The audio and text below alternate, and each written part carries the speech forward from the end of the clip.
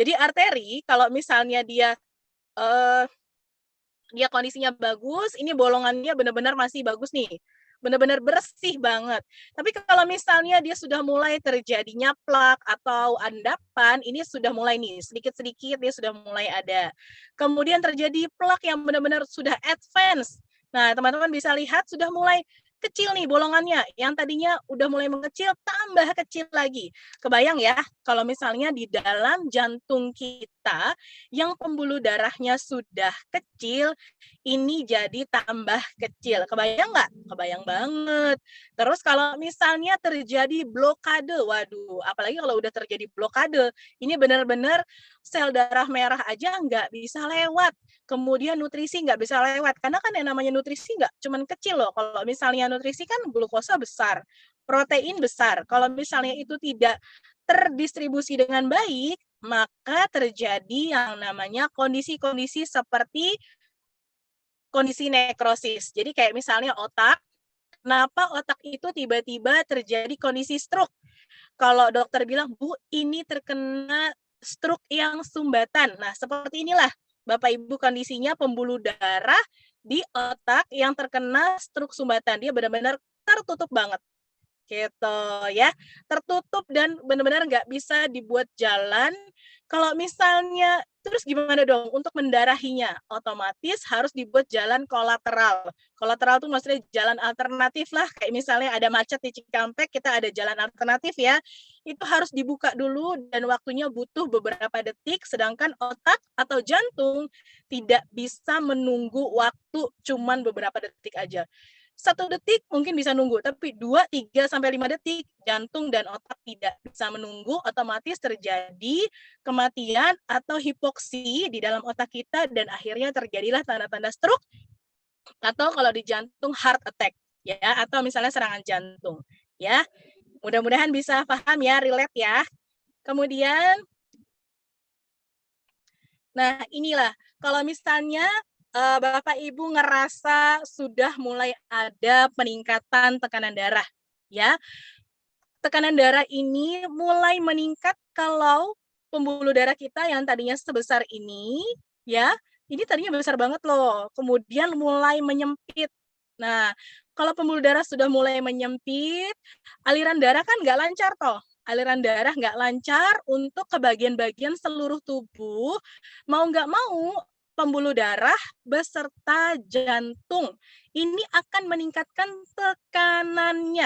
Meningkatkan tekanannya itu maksudnya adalah tekanan darah kita menjadi lebih meningkat.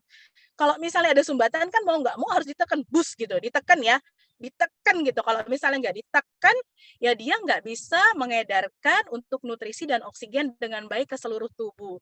Sehingga gejala-gejala kalau misalnya kolesterolnya ini benar-benar sudah mulai menumpuk banyak di dalam tubuh kita, nah, terjadilah yang namanya proses hipertensi, ya. Mudah-mudahan Bapak Ibu udah lebih nangkep ya. Oke, ini apa namanya? Terima kasih yang sudah membantu saya membuatkan PowerPoint dan ini datanya pergeseran penyebab kematian dan kecacatan di Indonesia dulu 10 tahun yang lalu, 15 tahun yang lalu, penyebab kecacatan itu adalah yang pertama malnutrisi, tekanan darah tinggi, kemudian polusi udara. Nah, tapi saat ini 2019 sesuai datanya, yang paling banyak meningkatkan kematian dan kecacatan adalah tekanan darah tinggi.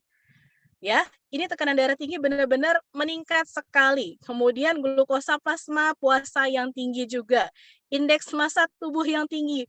Ini kenapa ya orang sekarang ini sebenarnya banyak makan atau kurang olahraga atau pengolahan makanannya yang udah berbeda sekali untuk saat ini.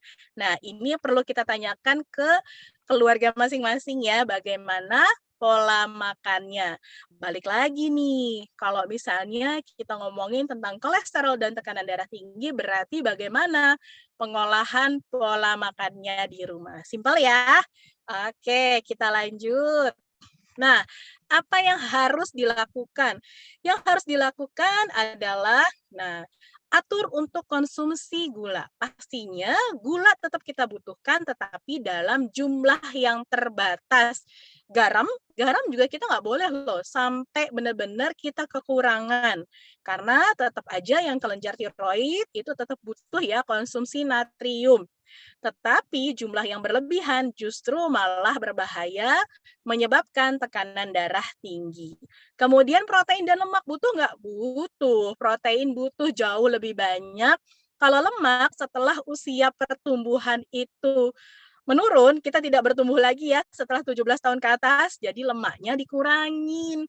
Kita naikin protein untuk menyeimbangkan metabolisme di dalam tubuh ya. Oke, kemudian yang terakhir jangan lupa karena konsumsi di dalam tubuh kita bukan hanya butuh protein gula, tapi tetap butuh juga vitamin, mineral dan juga komposisi serat ya.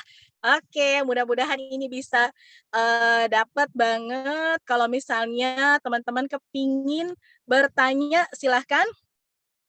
Silahkan di chat, saya buka dulu. Masih ada waktu ya kita. Bentar.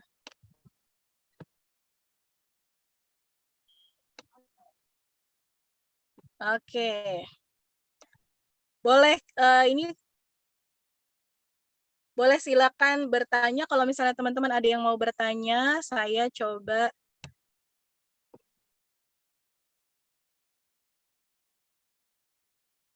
Oke, Bu Rahayu.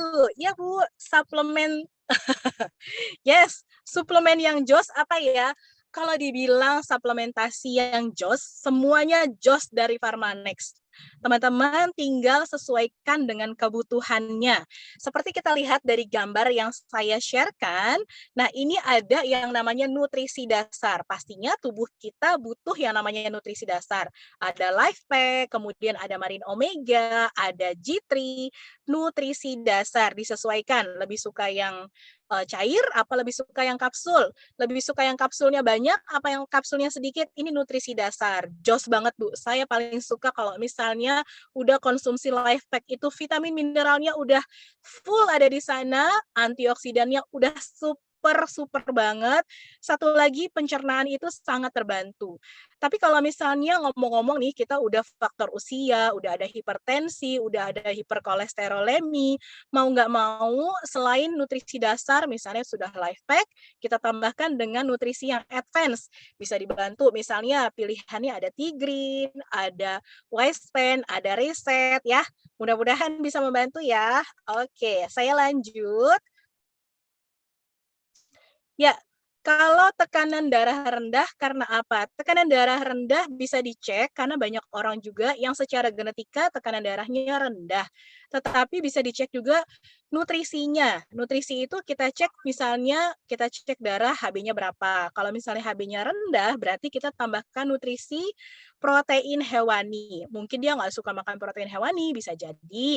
Atau misalnya dia juga ada malnutrisi karena penyakit kronis bisa jadi terjadi tekanan darah rendah. Mudah-mudahan bisa menjawab ya Mbak Sofia.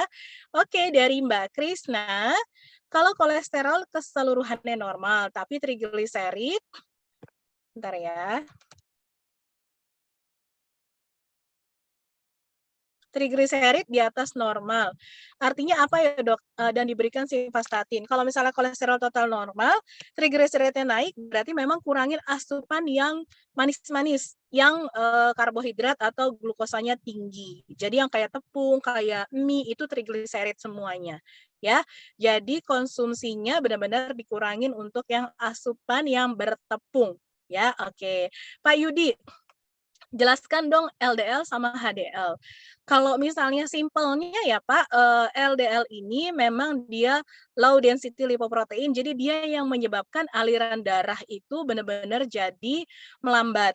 Nah, itu kalau misalnya aliran darahnya melambat, otomatis benda-benda yang berada di dalam peredaran darah itu, entah itu dia ada glukosa, dia ada protein berlebihan, atau dia ada lemak trigliserid yang berlebihan, dia akan menempel. Apalagi misalnya ada tekanan darah yang tiba-tiba tinggi, tekanan darah yang tiba-tiba rendah, terjadi erosi di dalam mukosa pembuluh darah. Nah, erosi itulah yang menyebabkan barang-barang yang ikut beredar di dalam peredaran darah itu nempel, Pak, kalau ada erosi. Erosi itu kayak misalnya, kayak ada perlukaan, nah itu bisa nempel. Akhirnya kalau LDL-nya tinggi itu akan menyebabkan penempelan plak-plak jauh lebih banyak. Kalau high density lipoprotein, ini memang ngebantu banget untuk memperlancar peredaran darah, tapi tentunya ini rasionya harus benar-benar sesuai. Nanti saya coba share ya untuk literaturnya. Oke, kalau untuk tekanan darah tinggi tekanan darah tadi udah saya jawab ya, Bu. Nutrisi dasar, Life Pack enak banget sama Tigrin atau boleh Life Pack dan Wispan, itu very simple dan enak banget ya. Oke, Mbak Hani, kalau kolesterol totalnya 179, HDL 98, LDL 69. Oke, HDL terlalu tinggi sekali apakah aman? Kalau misalnya HDL emang harus di atas 60. Nah, ini kalau LDL memang harus di atas di bawah dari 45. Jadi secara perbandingan masih aman. Jadi kalau misalnya mau, ini paling tidak olahan makanannya. Jadi kadang kita concern-nya bukan dari makannya apa, tapi olahannya. Olahannya harus kita perbaiki, plus kita bantu dengan olahraga minimal yang happy sehingga kita bisa konsisten olahraga. Semoga membantu. Mbak Lili Suryana, gejala hipertensi diawali dengan demam. Hipertensi sih sebenarnya nggak diawali dengan demam ya, mungkin demam pas ada infeksi aja. Tapi kalau misalnya hipertensi, untuk awal-awal mungkin berasa pusing gitu kan, mual muntah, badan nggak nyaman, pas kita cek tensinya naik. Tapi kalau misalnya dibiarkan saja, nah bisa jadi itu tidak ada keluhan. Justru ini akan sangat berbahaya ya. Kemudian Mbak Hermin, apakah nggak apa-apa kalau minum Kolestimek terus-menerus? Kolestimek ini kan sebenarnya dari beras hitam ya atau beras merah ya waktu itu ya. Nanti cek lagi ya.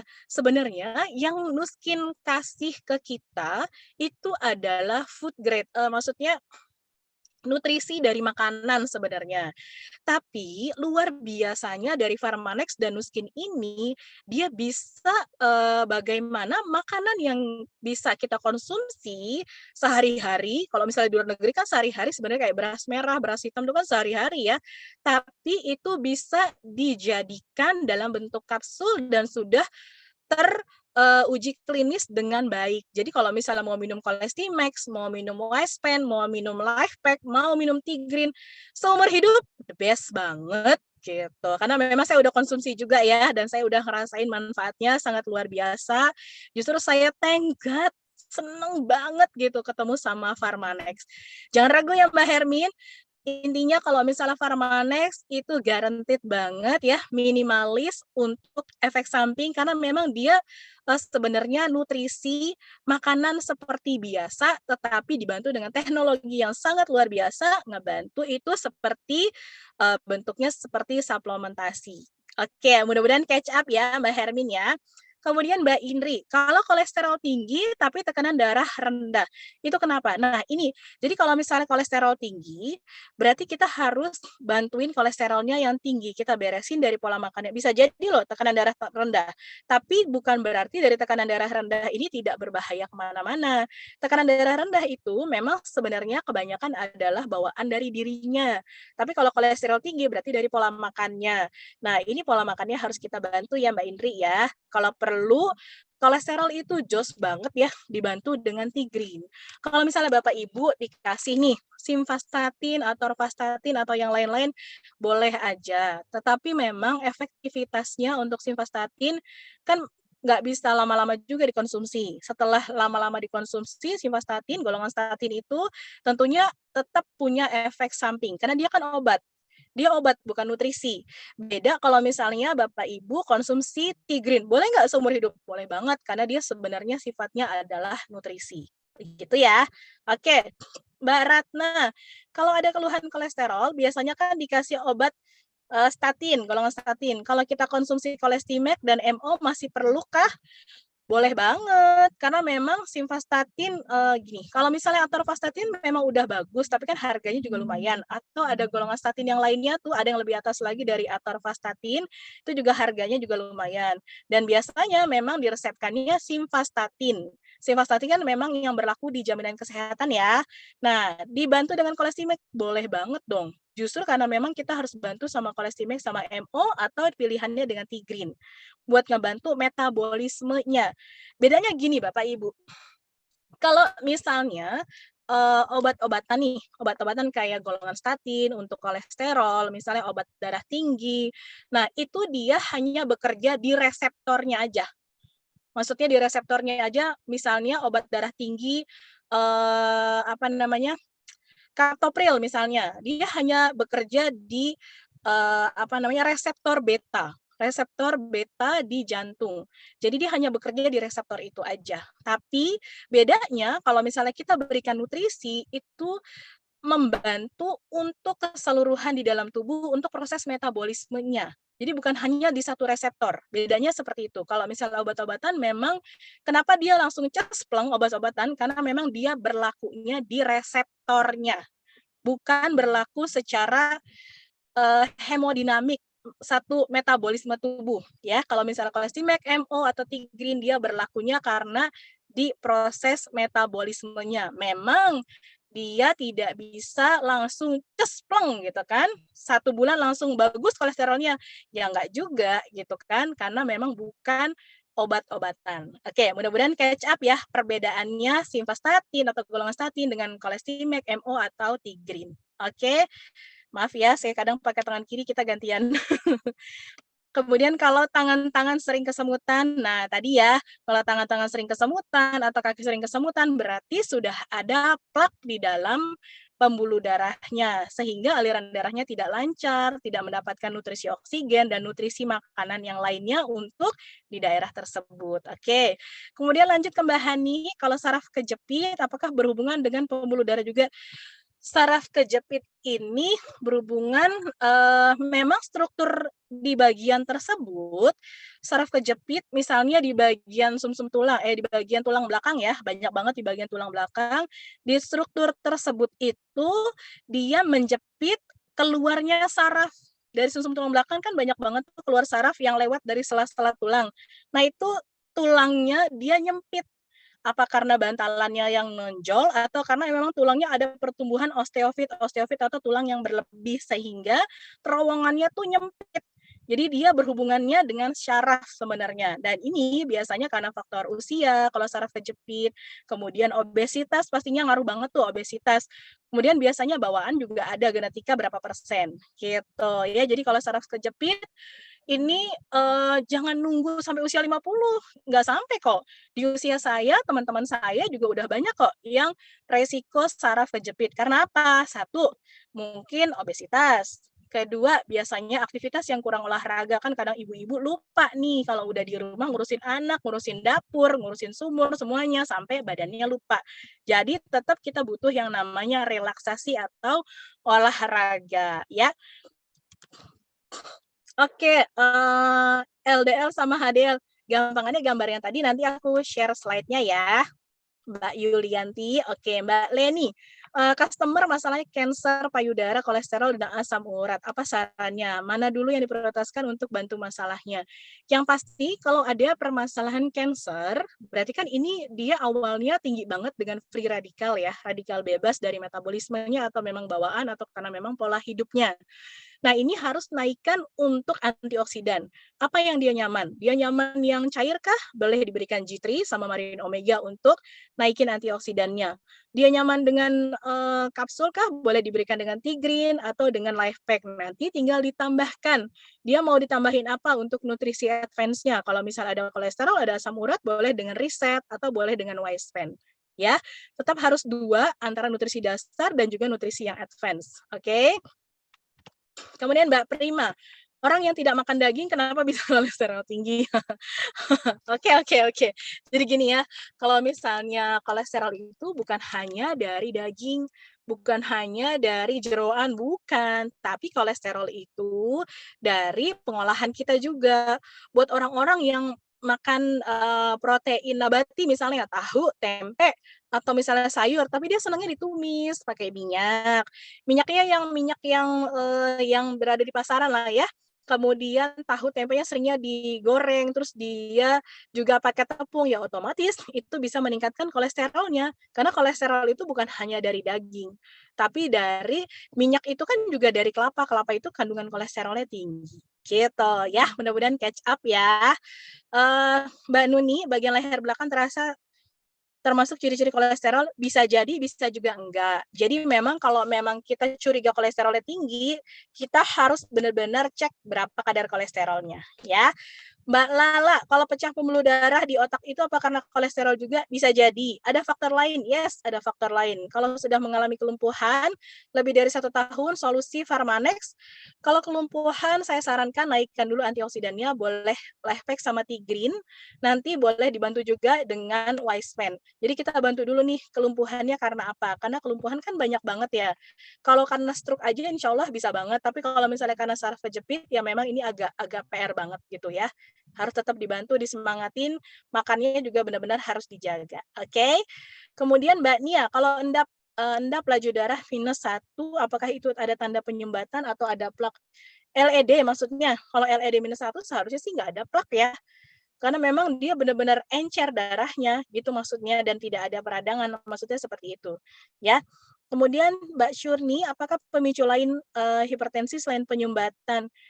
Hipertensi itu, bisa juga karena ginjalnya rusak, bisa hipertensi, bisa juga karena jantungnya juga ritmenya terlalu banyak, deg-degan sering setiap hari deg-degan, akhirnya dia aritmia, bisa hipertensi juga, gitu. Kemudian buat emak-emak yang general sehat, apa Dok, secara banyak aktivitas runtang yang butuh minimal banget Lifepack lah, itu wajib banget Lifepack ya. Kalau ada budgetnya Lifepack dan G3, Oke, saya mah palingan Lifepack aja lah gitu. Kemudian, Mbak Amalia, apa yang tepat disarankan untuk pemeriksaan sirosis hepatis? Sirosis hepatis pemeriksaannya memang harus CT scan. CT scan abdomen kontras, Bu. Terus nanti cek untuk pemeriksaan fungsi liver, ada SGOT, SGPT, ada alkali, ALT ada, ya Bu, nanti seperti itu ya. Jadi gold standarnya memang CT scan abdomen kontras untuk sirosis hepatis ya. Mbak Yulianti, kolesterol normal, gula darah tinggi. Gula darah tingginya karena apa? Kalau memang sering minum gula, berarti minum gulanya dikurangin. Dicek gula darah puasanya berapa, sama gula darah 2 jam PP-nya berapa, 2 jam setelah makan berapa, gitu ya.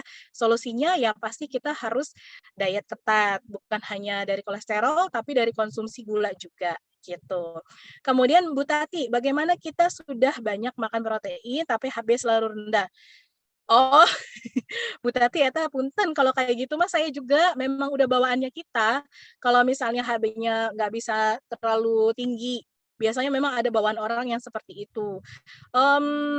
Bisa dicek juga sih adakah tanda-tanda penyakit kronis gitu ya, jangan sampai ke arah sana, kan kita nggak tahu kalau kita nggak ngecek, tapi kita cuma tahu yang kita cek aja, buktinya pas donor darah ternyata kita nggak bisa donor karena HB-nya rendah, gitu.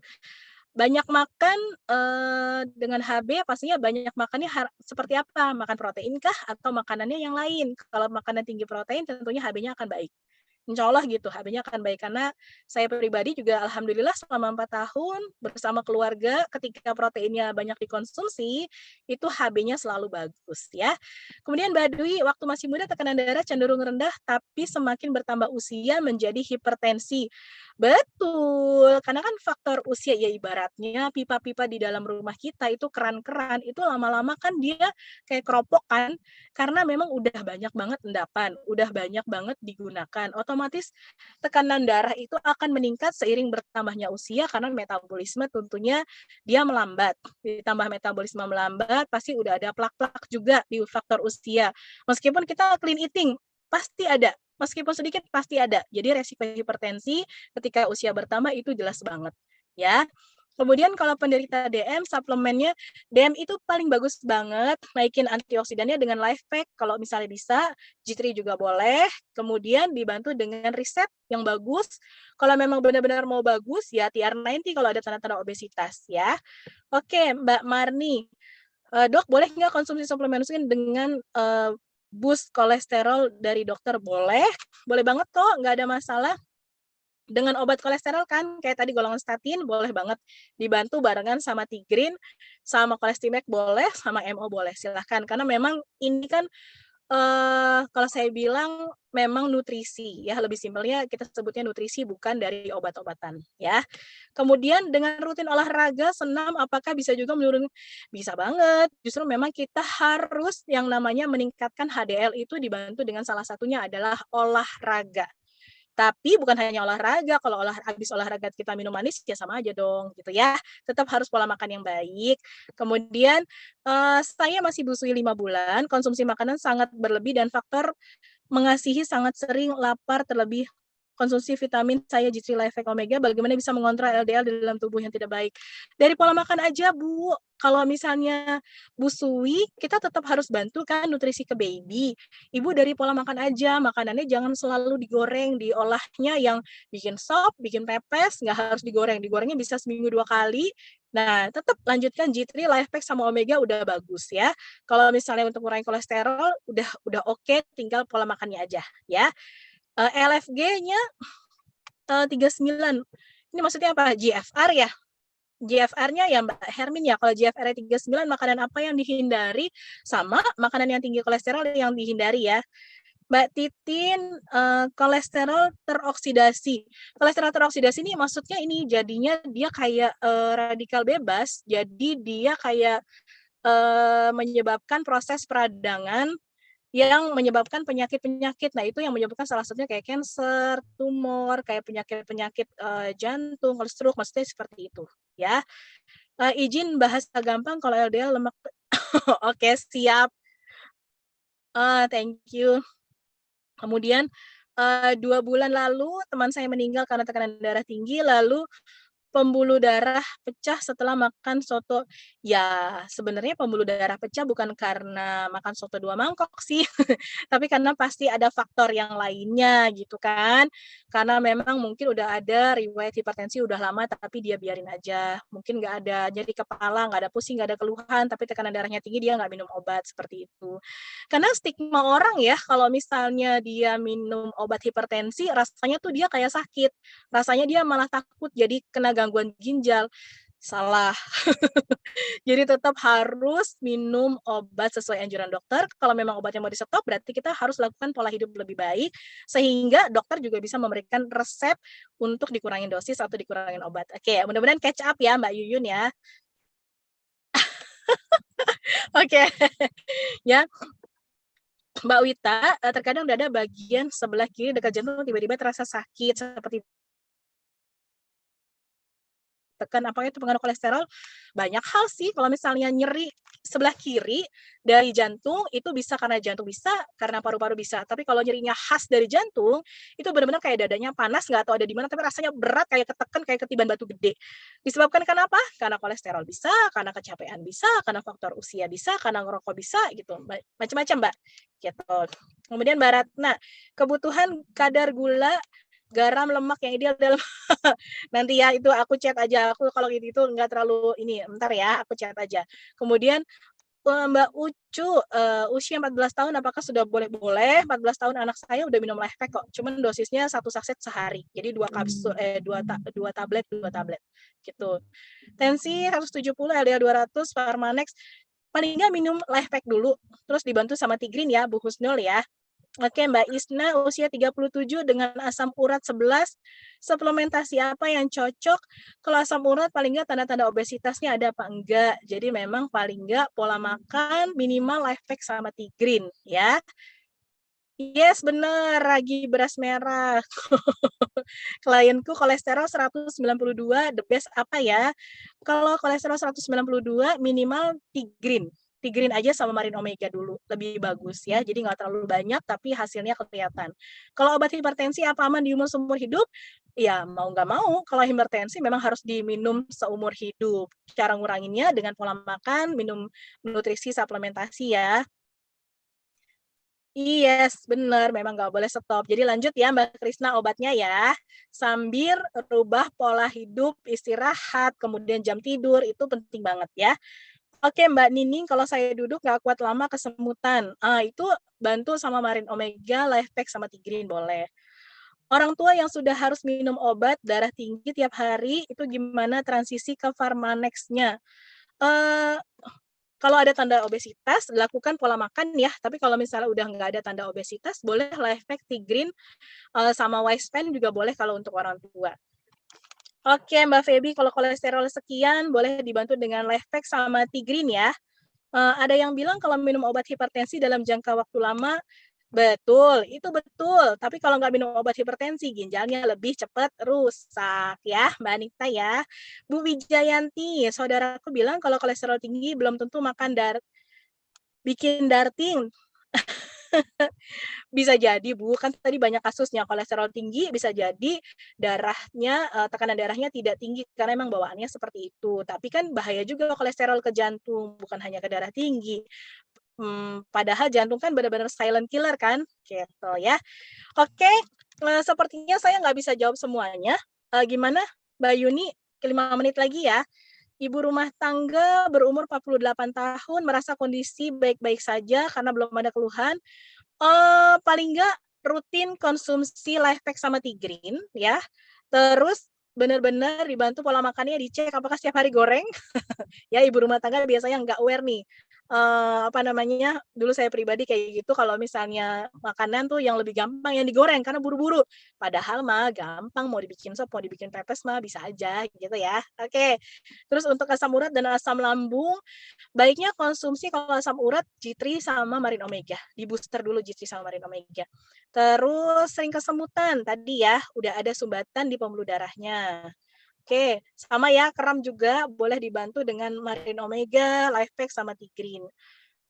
Nah, itu sama dengan semutan ujung jari tangan nggak ada rasanya seperti kesemutan, jadi minum paling nggak Marin Omega, Lifepack, sama Tigrin, disesuaikan dengan budgetnya, paling nggak kurangin makan goreng-gorengan.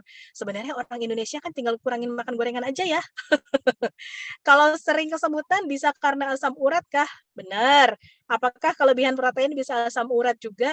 Bisa jadi kalau misalnya makan proteinnya dengan alasan makan protein tapi digoreng di minyak yang udah berkali-kali goreng. Atau misalnya makan rendang, mau makan protein, itu udah berkali-kali diangetin, ya asam uratnya naik. Oke. Yap, teman-teman, sepertinya saya sudah di reminder sama apa namanya sama tim. Jadi ini kita terakhir ya, Mbak Prima, visceral fat tidak tinggi, tidak makan daging, kolesterolnya bisa tinggi. Bisa jadi karena metabolismenya, Mbak Prima. Jadi metabolismenya mungkin karena kurang olahraga bisa juga. Jadi coba dibantu sama olahraga. Plus jangan lupa kalau misalnya udah ada faktor usia, kita tidak bisa hanya meningkatkan olahraga dan juga hanya ngurangin makan makanan yang tidak berlemak, tidak digoreng. Tapi tetap harus dibantu sama nutrisi suplementasi. Itulah pentingnya kenapa kita itu bahagia banget punya Pharmanex gitu. Kita tahu bahwa metabolisme itu bisa jauh lebih baik meskipun faktor usia terus bertambah dibantu dengan nutrisi Pharmanex. Oke, terakhir yang masalah kista dan GERD ini bisa dibantu dengan Tigrin, Lifepack sama boleh dibantu sama riset ya. Oke, terima kasih semuanya. Mohon maaf apabila tidak bisa terjawab semua. Mudah-mudahan informasi ini bisa membantu teman-teman makin pede, menyarankan ke banyak customer, ke keluarga, dan juga semakin happy dengan Pharmanex dan terus banyak sharing bagaimanapun prosesnya ya, karena saya pribadi juga sangat bangga sekali ketemu dengan teknologi Pharmanex ini. Terima kasih, selamat pagi semuanya. Assalamualaikum warahmatullahi wabarakatuh. Bye-bye.